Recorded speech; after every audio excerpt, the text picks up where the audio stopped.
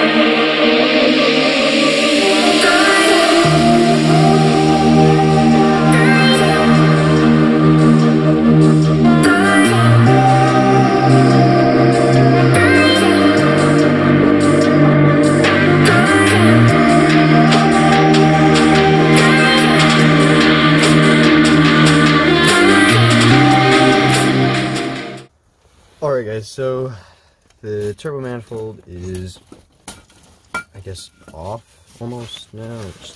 Alright, there we go. And you can see my piston right there. Just get this heavy thing out of the way real quick. Some of the bolts on these were pretty loose, so I think that's also why we were losing pressure when we were building maximum boost. There's a hole right there. My piston. And I don't know if you guys saw it in the time lapse, but here is a piece of the block, rip. Anyway, I think there's more down here, and I also lost my Allen key somewhere, so I gotta look for that. I guess I'll give you guys a walk around of what's on the motor still. So we got coolant lines still to take off, and I think that's about it.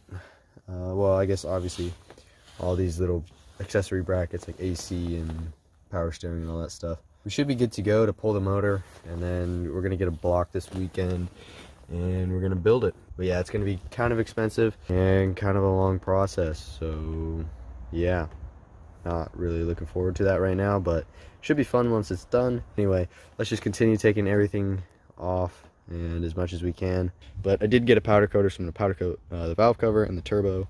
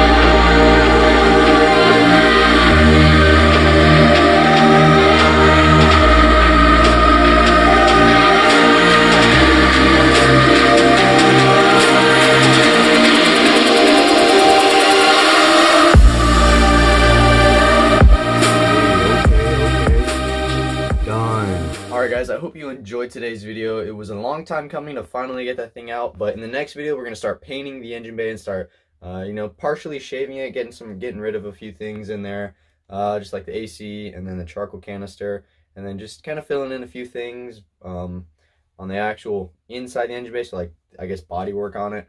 So anyway, I'll catch you guys in the next video. Don't forget to like and subscribe so you don't miss any of the upcoming content. It's going to be coming out more consistent, more often now that I got 2 months off of school. So anyway, I'll catch you guys in the next one.